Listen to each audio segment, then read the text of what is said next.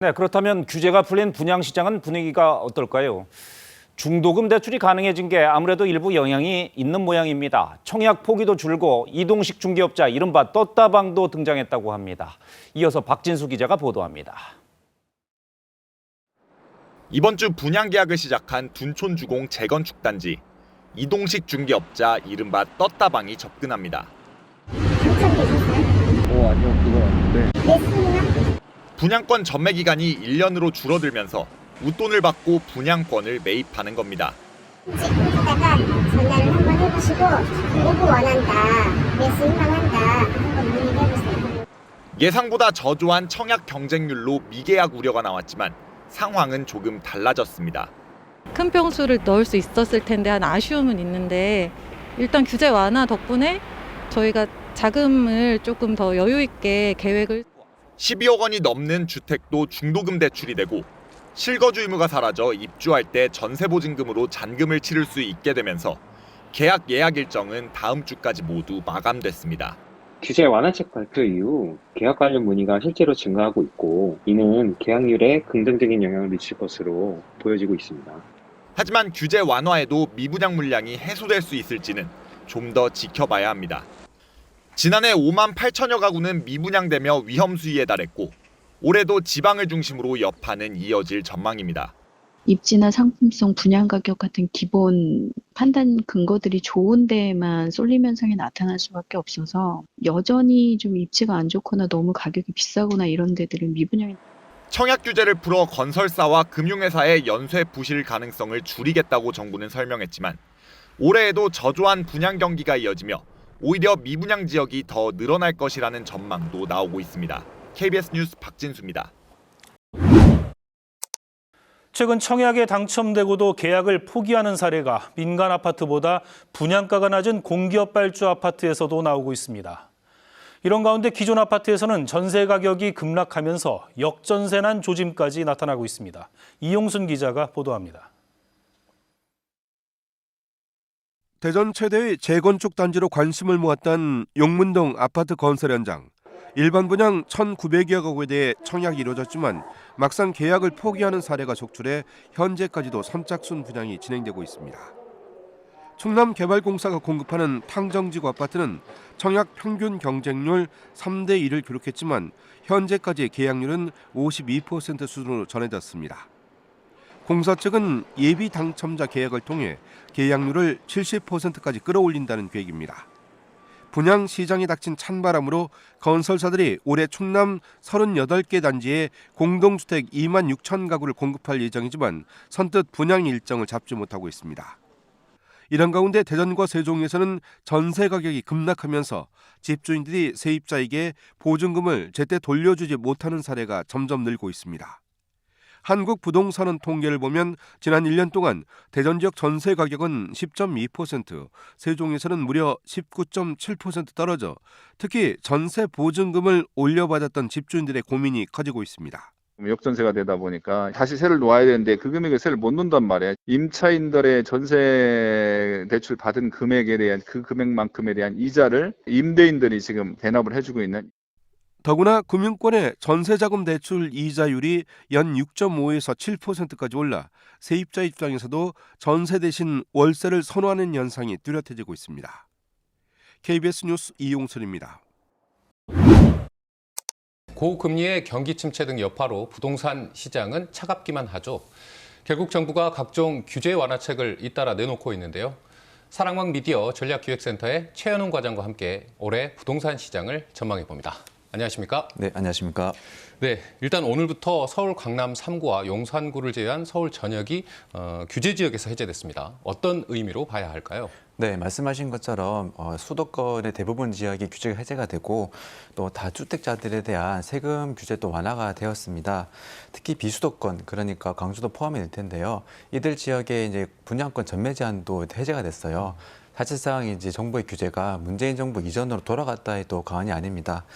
다만 지금의 시장 침체 주요 원인인 고금리와 또 DSR 대출 규제는 여전하기 때문에 즉각적인 시장의 반등은 좀 어렵지 않나라는 게 시장의 주는 평가인 것 같습니다. 여러 규제 완화책들이 나오고 있지만 여전히 금리의 영향이 자유로울 수는 없다. 이렇게 좀 정리를 할 수 있을 것 같습니다. 또 광주는 조정 대상 지역에서 풀려난 지가 한 석 달 정도 됐어요. 지역 부동산에서 어떤 변화가 있나요? 네, 지난 9월에 광주가 조정 대상 지역에서 해제가 됐지만 그럼에도 불구하고 시장은 계속 냉각되어 갔습니다. 그 예로 거래량을 들 수 있는데요. 광주의 아파트 매매 거래량이 9월, 10월, 11월이 연속으로 700건대 거래량을 기록했습니다. 그 와중에도 계속 감소 추세를 보였고요.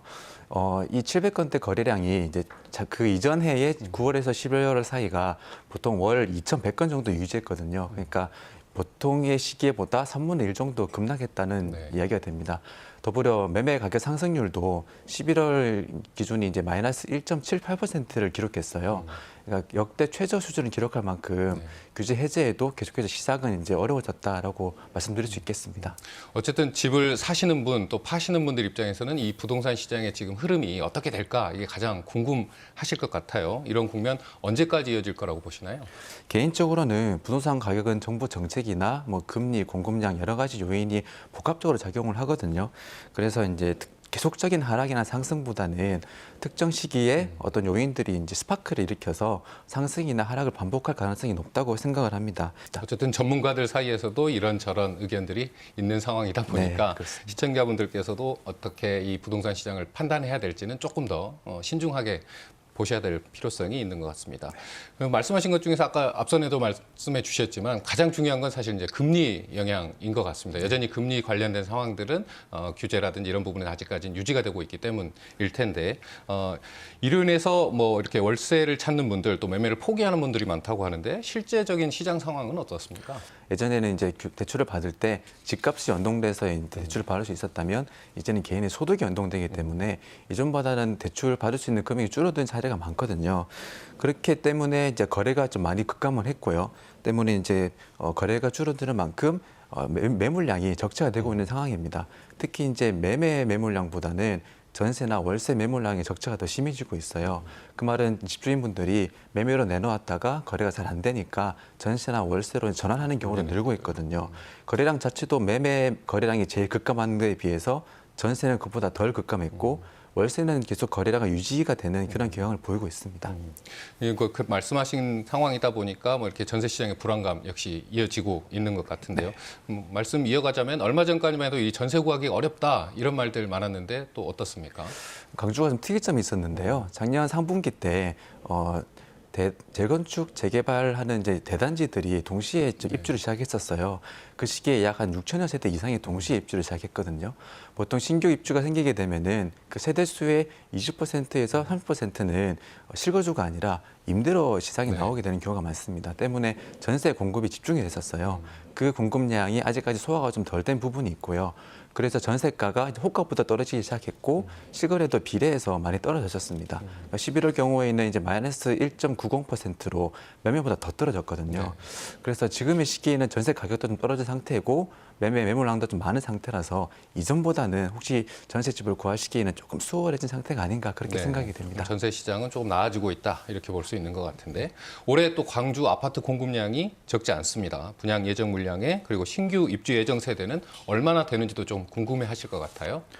네, 작년부터 관리 처분 인가를 받고 일단은 일반 분양을 앞두었던 정비구역들이 6곳 정도 되고요.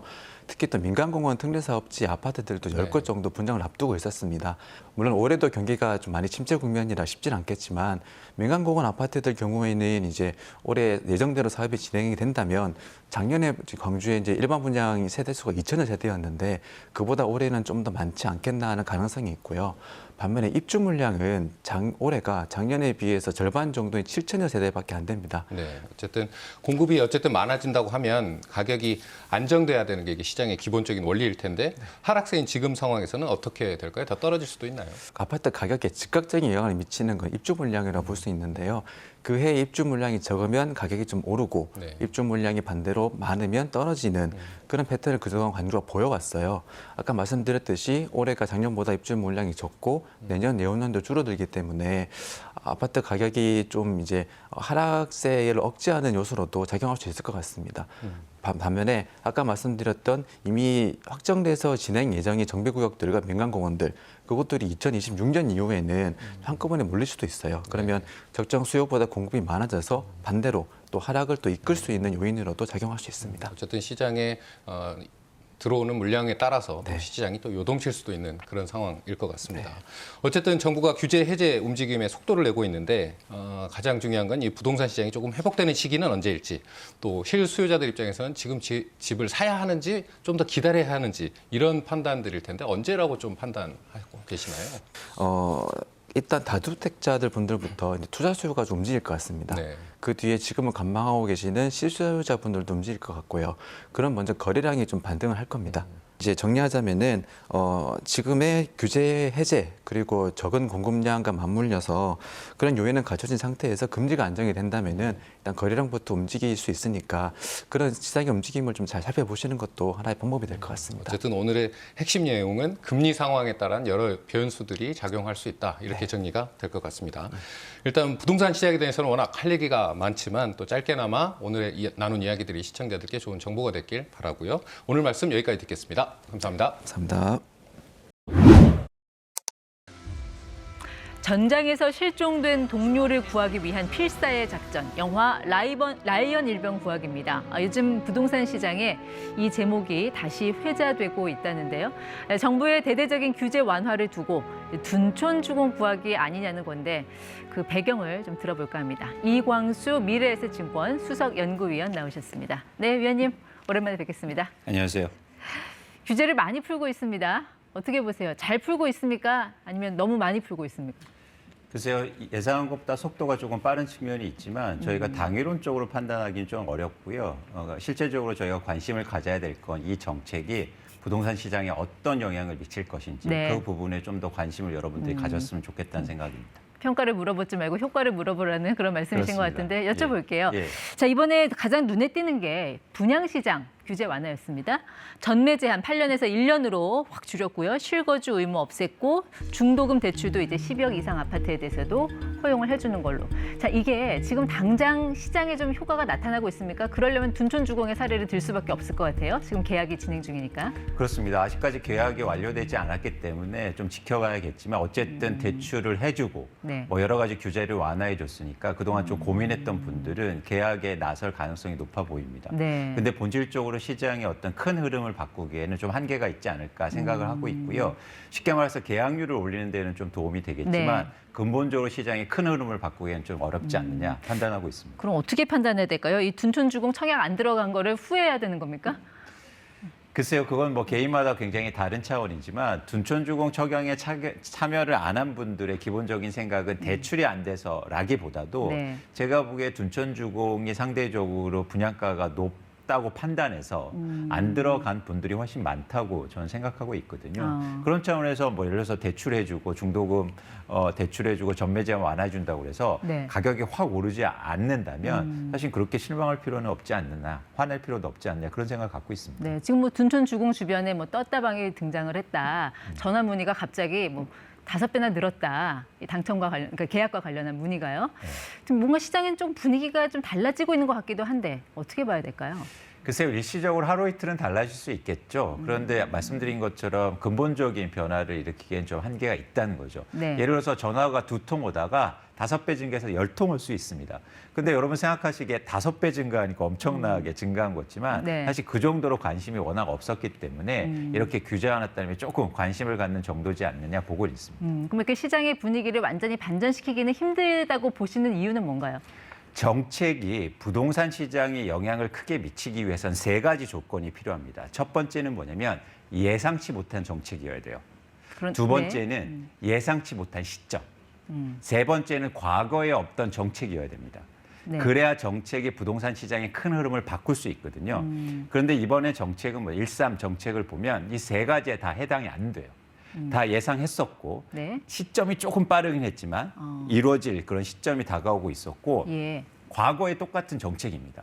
그런 차원에서는 떨어지던 가격을 쉽게 말해서 갑자기 반등시키고 사람들이 이것 때문에 막 집을 사기 시작하고 이럴 가능성은 굉장히 낮다 이렇게 보고 있습니다. 물론 예상됐던 내용과 시점이라고 하더라도 그게 실제 실행되는 것과 이거는 또 다른 문제 아니에요? 어쨌든 시장에서 나타나면 그게 심리를 자극을 할 수도 있고 어느 정도 효과는 있지 않을까요? 그러니까 효과가 굉장히 제한적이라는 거죠. 말씀하신 게 굉장히 중요한 건데요. 사람이 마음을 움직여야 돼요.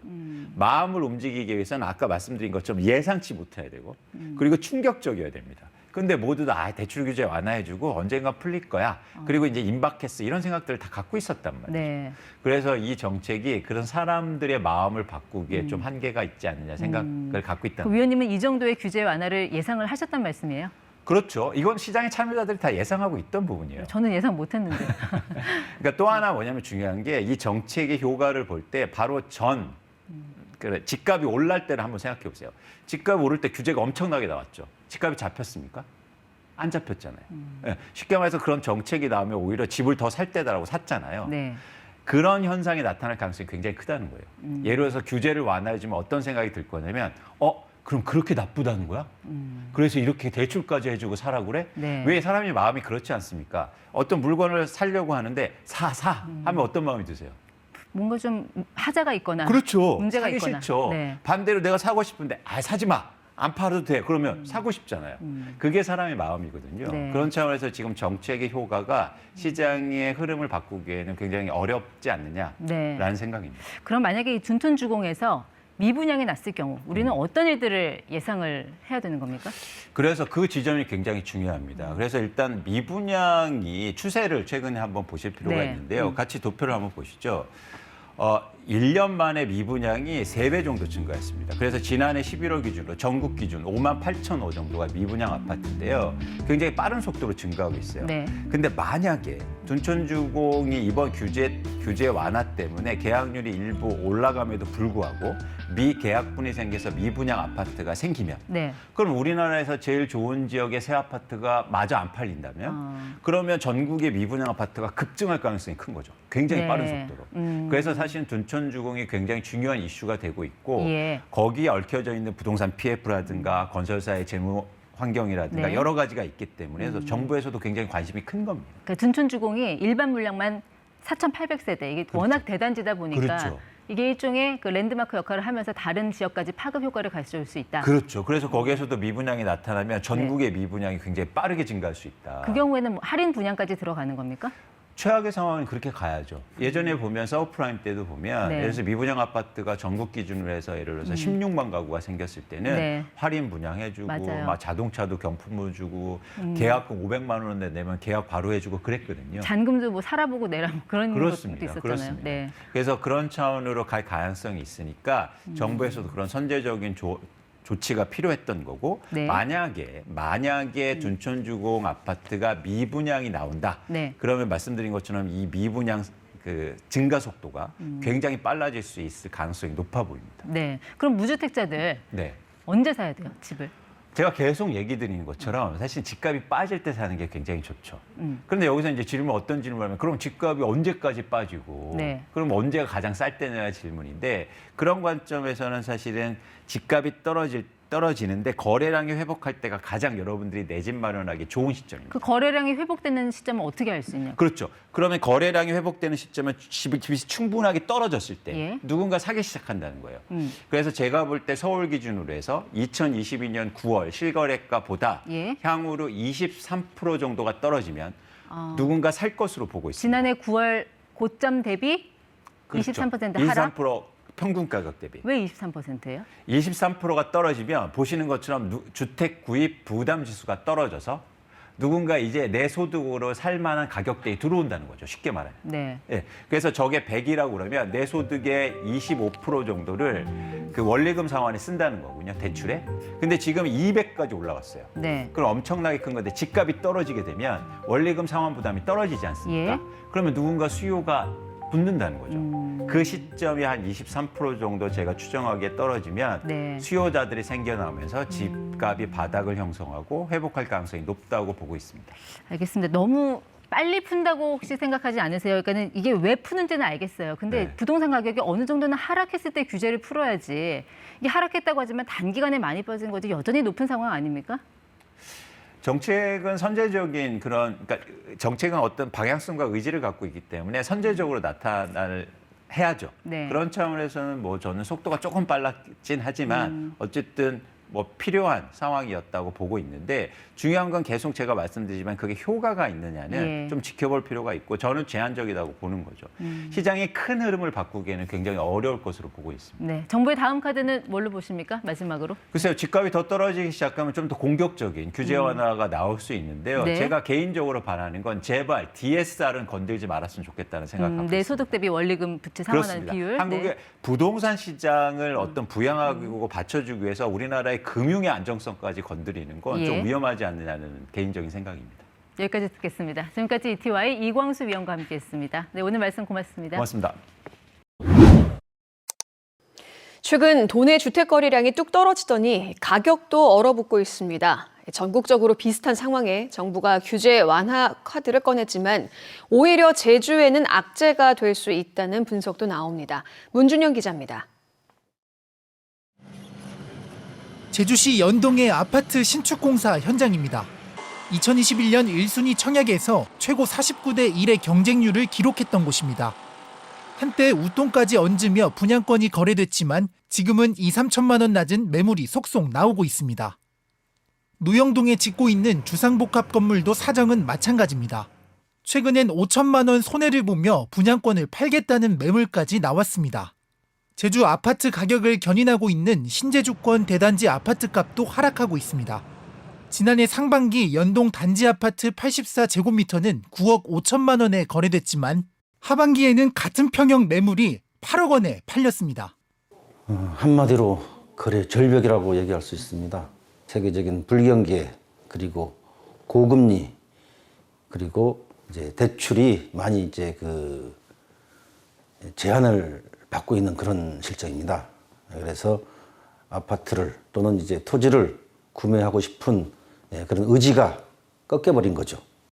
실제 주택 거래량도 반으로 줄었습니다. 지난해 11월 제주 지역 주택 매매 거래량은 480여 건이었습니다.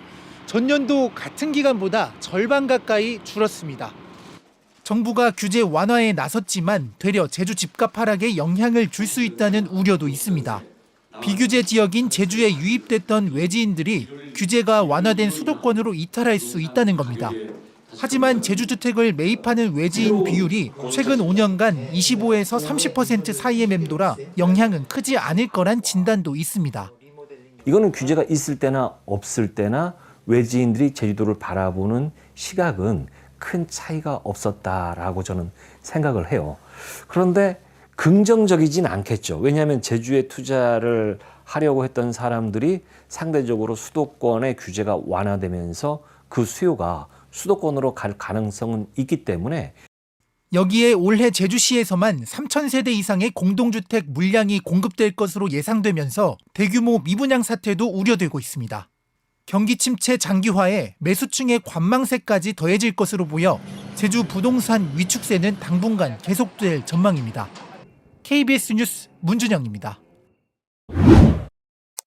정부가 서울 강남 3구와 용산구를 제외한 모든 지역을 규제 지역에서 해제하고 주택 청약 관련 규제도 대거 풀기로 했습니다. 이번 대책으로 부동산 시장의 연착륙을 이끌어낼 수 있을지 김인만 부동산 경제연구소 소장과 살펴보겠습니다. 자, 어서 오십시오. 안녕하세요. 예. 지난번 여기 출연하셨을 때 자, 미분양이 5만 가구가 넘어서면 위험 신호다 이렇게 말씀하셨는데 지금 5만 가구를 훌쩍 넘었습니다. 네네. 자, 정부가 규제를 풀 수밖에 없겠네요. 정부 입장에서는 풀 수밖에 없는 상황입니다. 미분양 추이가 굉장히 가파르게 상승을 하고 있는데요. 2021년 12월에 17,000호 정도 됐었거든요. 미분양이 전국 미분양인데 10월 달이 47,000호였고요. 2022년 작년에 11월 달이 58,000까지 늘어났습니다. 한 1년 만에 3배 정도 가파르게 상승을 하고 있는데 지금 같은 추이라면 올해 2023년 상반기 정도라면 우리 바닥 시그널이라고 할 수 있는 10만 호까지 도달할 수 있기 때문에 정부 입장에서는 지금 마음이 급한 것 같고요. 빨리 이게 하락 속도를 늦출 필요가 있을 것 같습니다. 자, 그러면 규제 지역은 거의 다 풀었는데 아직 서울 강남 3구, 용산구 이렇게 4곳만 남았습니다. 네네. 자, 이곳만 남겨둔 특별한 이유가 있습니까? 일단 뭐 개발 호재들이 있고요. 통계를 보면 상대적으로 다른 지역들보다 좀 덜 떨어진 부분도 있겠고 한꺼번에 다 풀게 된다면 또 부작용도 예상이 되기 때문에 다음에 풀어질 지역들을 좀 남겨둔 것 같습니다.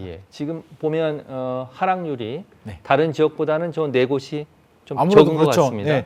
뭐 도봉구 같은 경우는 마이너스 11.8%고요. 뭐 노원구는 12%인데 용산은 4.7%, 서초구는 2.4%, 강남이 4.28%니까 상대적으로 뭐 덜 떨어졌으니까 당연히 늦게 풀리는 건 맞고요. 송파구는 마이너스 8%로 좀 많이 떨어지긴 했는데 강남 3구이기 때문에 같이 좀 묶여 있는 것 같습니다.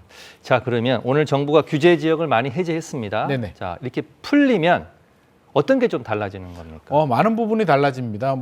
일단 다주택자들을 굉장히 괴롭혔던 양도세, 다주택자 양도세, 종합부동산세, 중과세 같은 그 부분이 다 없어지게 되고요. 대출 규제도 활짝 열립니다. 우리 LTV죠. 담보대출 인정 비율인데 얼마 정도 대출을 받을 수 있느냐의 비율인데 1주택자들, 무주택자들 같은 경우는 50%에서 70%까지 늘어나고요. 생애 최초는 80%까지 늘어납니다. 다주택자들도 대출이 안 나왔는데 60%까지 대출을 받을 수 있으니까 아무래도 주택 구매 능력이 좀 상당히 도움이 될 것 같고요. 취득세 같은 경우도 최대 12%에서 8%로 내려가기 때문에 세금 부담도 굉장히 완화가 되고요. 대출도 가능하기 때문에 집 사기는 훨씬 더 좋아진 조건입니다. 대출 규제 풀렸고 세제 지원해주고 또 이 밖에도 전매 제한, 청약 요건도 대폭 완화됐지 않습니까? 자, 그런 대책들이 좀 지금 미분양에 좀 관심을 가져달라 이런 정부의 뭐 요청이겠죠? 아무래도 그렇죠. 이게 분양권도 전매 제한이 풀렸고요. 재건축 재개발, 입주권도 지위 양도 금지, 그러니까 거래가 가능하도록 풀렸기 때문에 세금 걱정하지 말고 대출 걱정하지 말고 파는 거 걱정하지 말고 제발 집 좀 사달라는 시그널입니다. 그래픽 좀 올려주시죠. 수도권 전매 제한. 그리고 이제 분양가 상한제가 풀리게 된다면 우리가 앞서서 말한 거는 규제 지역이죠. 조정 대상 지역, 투기 지역이고요. 이렇게 분양가 상한제 지역도 풀리게 된다면 전매 제한도 추가로 이제 적용이 되는데 최대 10년까지 적용이 되는 부분을 3년으로 단축을 시켜주고요. 실거주 요건도 2년 폐지가 됩니다. 사실 오늘부터 그 둔촌주공 아파트 관심이 있었던 이 계약이 들어가는데 사실은 미계약 우려가 나오고 있었거든요. 자, 오늘 대책으로 조금 변화가 있겠습니까? 타이밍이 아주 기가 막힌 것 같습니다. 지금 제가 볼 때는 둔촌주공 때문에 이게 발표되지 않았나 싶은 생각을 할 정도로 기가 막힌 타이밍인데요. 왜 그러냐면 둔촌주공 같은 경우는 2년 실거주 요건이 들어가고요. 8년 동안 전매 제한이 걸립니다. 8년 동안 못 판다는 얘기인데 이번에 분양가 상한제가 풀리게 된다면 실거주 요건 2년이 폐지가 되고요. 8년 동안 전매 제한이 3년으로 줄어들기 때문에 부담이 굉장히 완화가 됩니다. 제 주변에도 둔촌주공 계약해야 되냐라는 문의가 굉장히 많았는데 전제 조건이 이 부분이 굉장히 부담스럽다였거든요. 오늘 이야기를 해보니까 계약해야겠다는 분들이 여러분이 계셔서 상당히 도움이 될 것 같습니다. 자, 그렇다면 지금 이번 대책이 말씀하신 것처럼 시장의 어떤 예상보다 좀 파격적이다 그런 분석이 나오고 있는데 단기적으로는 효과가 있을 것 같습니다. 근데 장기적으로는 과연 이게 연착륙에 큰 효과가 있을지 좀 의문이 되는데 어떻게 평가하십니까? 이게 둔촌주공 같이 이제 계약을 하시는 분들 실수요자 입장에서는 뭐 충분히 도움이 될 수도 있을 것 같고요.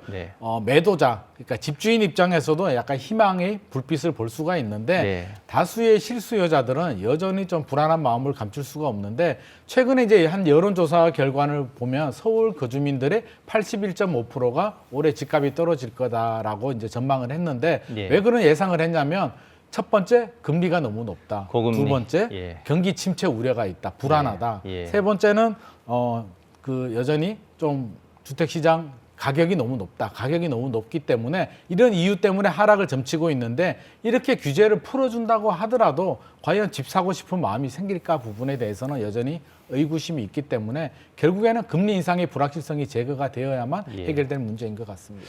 자, 그럼 마지막 질문인데요. 제일 궁금한 게 실수요자들은 언제쯤 우리가 집을 좀 알아봐야 되느냐, 사야 되느냐는 겁니다. 그 지표, 부동산의 하락세가 좀 진정됐다, 집값이 좀 안정됐다, 이거는 어떤 지표로 좀 확인할 수 있겠습니까? 우리가 바닥의 시그널은 뭐 여러 가지가 이제 제가 앞서서도 설명을 드렸듯이 이제 뭐 미분양 추이라든지 규제가 어떻게 풀리느냐를 봐야 되는데 일단 강남이 조정 대상 지역 풀리는지를 봐야 되고요.